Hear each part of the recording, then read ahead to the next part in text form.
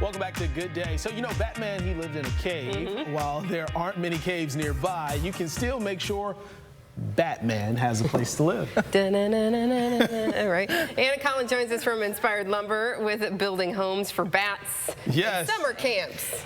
Bats and summer camp. Okay. Sounds like a good fun thing to talk about. Let's do it. Let's start with the bats. This is cool. Let's start with the bats. Okay, let's be honest. Yeah. I mean, bats aren't like the creature that everyone likes. People either love them or they hate them. I'm not a big fan. My husband likes Batman, though.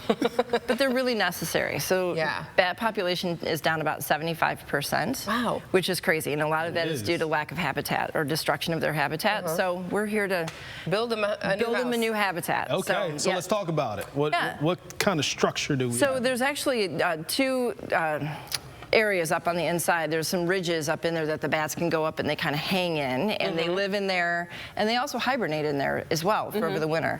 So the bat boxes are designed to be hung pretty high, about 15 feet up in the air. Okay. They need to have sun exposure for about 6 to 8 hours a day to keep it nice and warm, so it provides them a good space to be.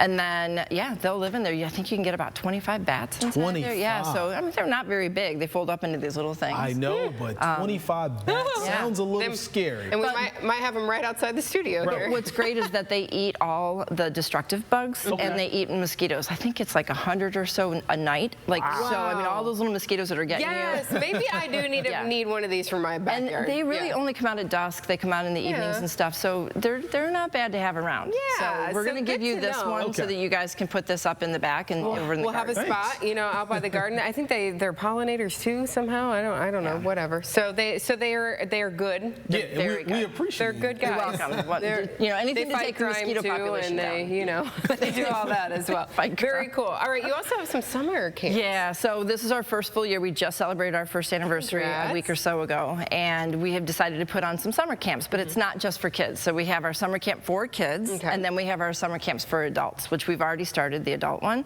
The difference is they're actually making the same things because kids and adults are capable of doing amazing work, and so we want to make sure that everybody has the opportunity to do them. And I'll show you what we're doing here. Okay. The kids' summer camps are Monday through Friday, 9 a.m. to 1 for 1 week stretch. Okay. Wow. The adult camps are 1 night a week for 5 weeks. So we stretch it out a little bit more, but then you're not having that commitment of having to come in every day. But so they do an introduction to woodworking class, which just as a side note, is the prerequisite to membership. Okay. So if they decided that they wanted to join, they could go ahead and just come back and buy hours to do that. So we include that in there. With that, they make a toolbox. So they cut everything. They learn all the machines in the wood shop. Oh, yeah. They make the toolbox. This is a throwback to the toolbox I made in 6th grade that was bright yellow. Yeah. In the wood shop as well, they make this tray. The logo is, shameless plugs here, right? I got Inspired Lumber everywhere. But this is our summer camp logo. They will actually work on the laser engraver, so they'll design a monogram or something for the laser engraver. And so after they make it, they'll laser engrave it, so they get a little design work involved. Cool. They'll also do screen printing.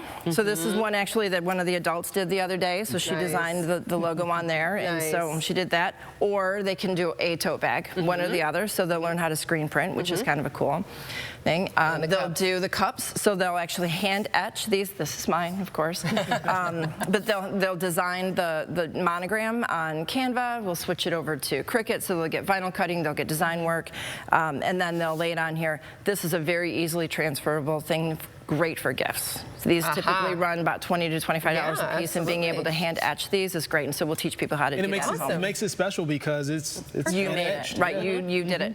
And then of course we've had the daisy in before. Yeah. But what we're going to also do is everybody gets to participate in a Nailed It class. But instead of us prepping everything, they'll go into the wood shop and they'll use the tools to create everything to do the Nailed It project. So they'll get a choice of one of the Nailed It classes to do.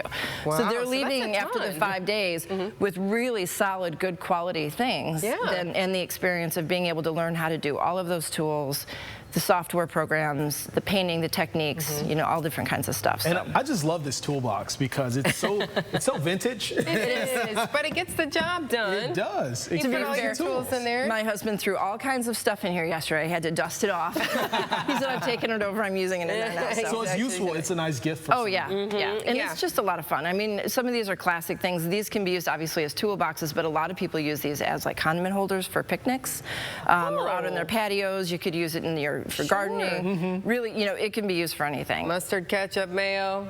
napkins. That all fits in there. I like that. Doesn't it? And it's cute because you can paint it and personalize it, you know, however you want to do that. And I love that this is an opportunity, for kids to have something to do. Yeah. This summer. Can parents drop them off? Yeah. So it's 12 to 17. Okay. So the youngest age is 12, and that's because of our insurance. We want to ensure that the kids are safe in the wood shop. So if they're going to be there by themselves under this, it's 12. So 12 to 17 for the kids camp. We've got 4 of them set up. It's the 2nd and 4th week in June and 2nd and 4th week in July. They're currently up on the website. Yeah. And then this becomes a date night for the adults week after week. Date morning. Date morning. Oh, that's okay. Or the adult camp, they can come in and and I love the skills that the kids will learn. Right. I mean, it's fun for them to do, but they're also learning skills that they're gonna use. Absolutely.